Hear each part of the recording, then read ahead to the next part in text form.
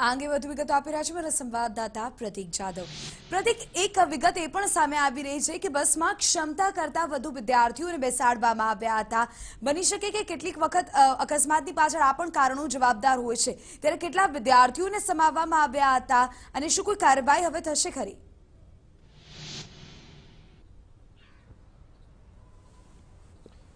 વિધિ, ચોક્કસથી જે રીતે વાલીઓ આક્ષેપ કરી રહ્યા છે કે વિદ્યાર્થીઓને દબાણ કરીને પ્રવાસે લઈ જવામાં આવ્યા હતા। અનેક વિદ્યાર્થીઓને કહેવામાં આવતું જો તમે પ્રવાસે નહીં આવો તો તમને પરીક્ષામાં ફેલ કરવામાં આવશે।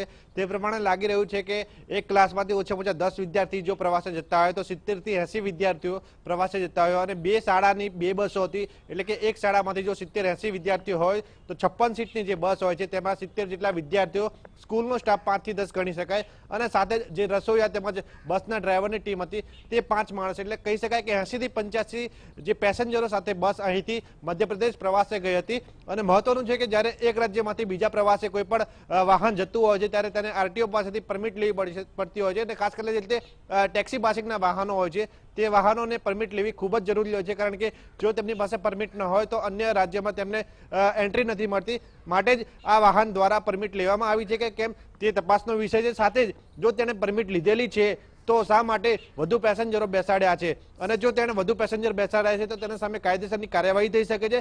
સાથે જ આરટીઓ અધિકારી તેમજ આરટીઓ તંત્ર દ્વારા પણ આ બસના જે માલિક છે તેની સામે કાયદાકીય પગલાં લેવામાં આવે છે। અને કાયદાકીય પગલાંની જો વાત કરવામાં આવે તો પ્રાથમિક આ બસના ડ્રાઈવર તેમજ બસના માલિક છે તેને 2000 રૂપિયાનો દંડ થઈ શકે છે। સાથે જ તેણે જે મુસાફરી 56 સીટ જે બસ હતી તેનાથી વધારે જેટલા પણ મુસાફરો બેસાડ્યા હોય તે મુસાફરો પ્રત્યે તેને ટેક્સ તેમજ દંડ પણ લાગી શકે છે। એટલે કહી શકાય કે જો આ બસના સંચાલક તેમજ બસના ડ્રાઈવર દ્વારા વધુ મુસાફરો બસમાં બેસાડ્યા છે તો તેને સામે કાયદેસરની કાર્યવાહી થઈ શકે છે। સાથે જ જો આ બસના માલિક દ્વારા પરમિટ લેવામાં નથી આવી તો તેના સામે પણ કાયદેસરની કાર્યવાહી થઈ શકે છે। અને જો અકસ્માતની વાત કરવામાં આવે તો 70 થી 80 મુસાફરો બસમાં બેસાડ્યા હોવાના કારણે ખાસ કરીને અકસ્માત સર્જાયો તેવું સામે આવી રહ્યું છે, કારણ કે ઓવરલોડિંગ બસ હતી અને ખાડામાં બસ ફસાઈ ચૂકી હતી, તેને બહાર કાઢવામાં જ અકસ્માત સર્જાયો છે। તેને લઈને લાગી રહ્યું છે કે ખરેખર બસ સંચાલક અને બસ ડ્રાઈવરની આમાં બેદરકારી હોય તેમ સ્પષ્ટપણે લાગી રહ્યું છે। અને